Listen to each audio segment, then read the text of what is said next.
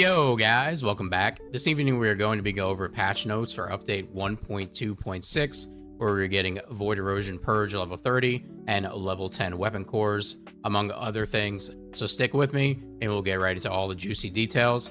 Like and subscribe is appreciated, and we'll be live on Twitch grinding all the new content. So be sure to stop by. Link is in the description. All right, so let's get right into the update 1.2.6. We are getting content leaderboards, added the leaderboards menu. The leaderboards can be checked in the journal menu. The leaderboards display top 100 players. The leaderboards are separated according to the number of players who entered the content: solo, 2-player, 3-player, and 4-player. And for solo leaderboard, rankings are grouped for each Descendant played. Here we have, there are separate leaderboards for Ultimate Descendants and normal Descendants. You can keep track of the records for each of your Descendants in one place. A notification is displayed when a new record is set. Enter rankings: top 10 overall on the leaderboard, solo top 100 overall on the solo leaderboard. My record, it set a new personal record.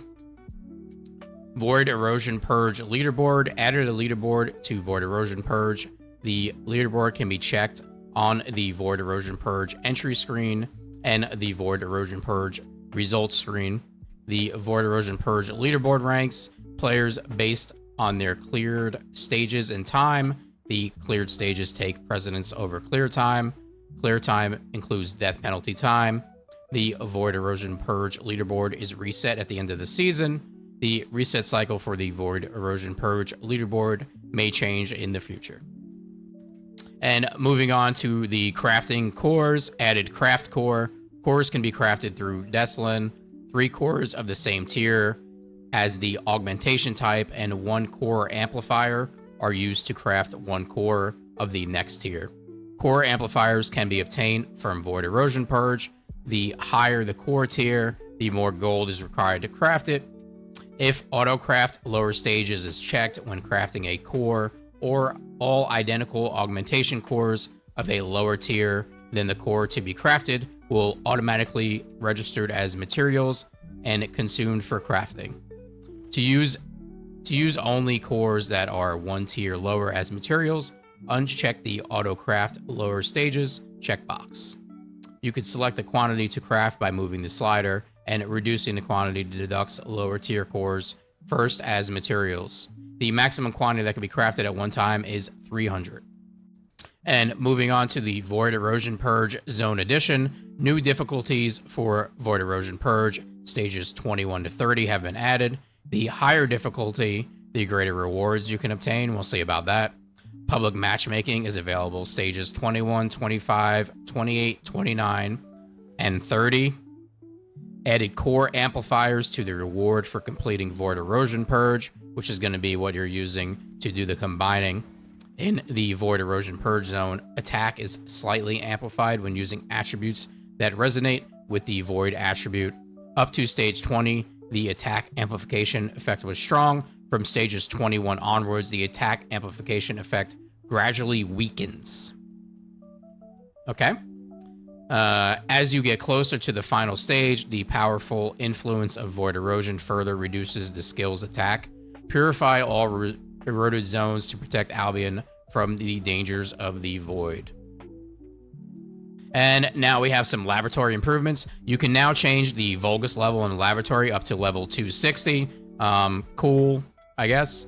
You can now summon the Colossi from already completed intercept battles in the laboratory. Absolutely huge. That's going to be great for testing.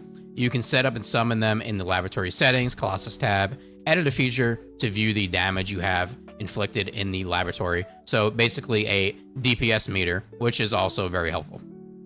And now we move on to the content improvements. Void Erosion Purge changed the placement of Void Erosion Purge hard CC immunity guide UI display. Added UI for the legions that appear in each Void Erosion Purge stage and their weak point types information. That's pretty useful. That's a good change.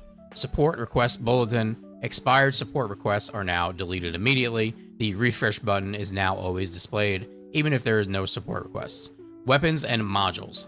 Fix the brightness of the beam being too bright in certain areas when using Voltia. Okay. Increase the maximum number of modules that you can own up to 2,000. Very nice change. I think everybody's been asking for this and in need of this. I'm actually currently full right now in game, so that is very nice.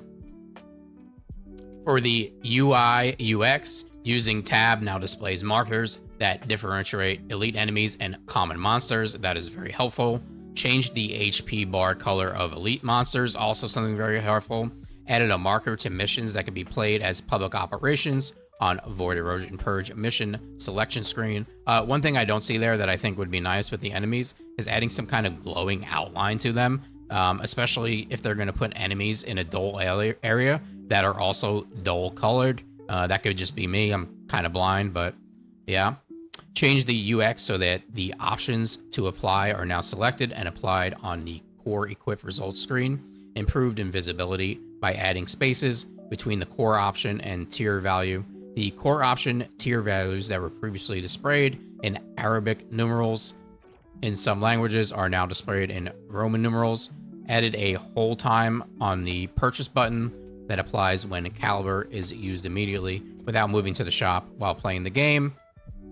So that's for accelerating research, purchasing battle pass, purchasing presets, equipment, loadouts, storage slots, purchasing customized paints. All right, here we have a bunch of bugs fixes that really don't seem important enough for me to go over. Some changes in Void Vessel. As far as Descendants, fixed an issue where the singular skill power modifier did not apply correctly to the damage of Enzo's skill. Concentrated Fire when he was equipped with the Concentrated Fire module. Fixed an issue where Valby's jumping motion did not display correctly when she was equipped with the Tidal Wave module. Weapons and modules. Fixed an issue where equipping the Explosion Range module did not affect the size. Death Roar, Guardian R4, Lightspeed Barrel, Tamed Beast, Sigvor's Proof, Vestial Organ. Fixed an issue where some module effects of beam rifles and launchers were not displayed in weapon information. Beam rifle charging speed increase, launcher explosion radius increase. And for the UI UX, fixed an issue where the acquired locations of Hunter external components listed the story dungeon. Fixed an issue where the inaccessible Void Abyss intercept battle was not displayed as inactive in the acquired list. Fix the acquisition information of items attainable in special operations to indicate the difficulty level. Fix Void Erosion Purge so that party members cannot press the next stage button after clearing a stage. Fixed the page jump button to be displayed during Void Erosion Purge matching. Fixed an issue where the information on Void Erosion Purge results screen was not properly displayed when network conditions were poor. Fixed an issue where the setting for hide system message option would reset on client restart. Fixed the range and duration of tab that were unintentionally nerfed. Fixed an issue where the next stage button in Void Erosion Purge did not work when there was another button assigned to the next stage. And that covers everything for the patch notes. From what I'm reading here, nothing too crazy. I'm not really a fan of how they're looking to make Void Erosion Purge hard. It doesn't look like any combat improvements or mechanical improvements. It's kind of just you move forward and you're going to get nerfed. So we're probably just going to be fighting bullet sponges. They didn't really mention if they're adding more enemies. We'll just have to see. The patch is going to launch here in 30 minutes. And I also just do not see any stability improvements for console or anyone, and that's something I thought we were going to see because a lot of people are having a hard time with the game, me included. A lot of people on PC, console, all over the place. So some of that would have been nice. I hope you guys enjoyed my epic patch notes reading. Hopefully you can really get off to this one. Like and subscribe is appreciated. Thanks, guys. Peace.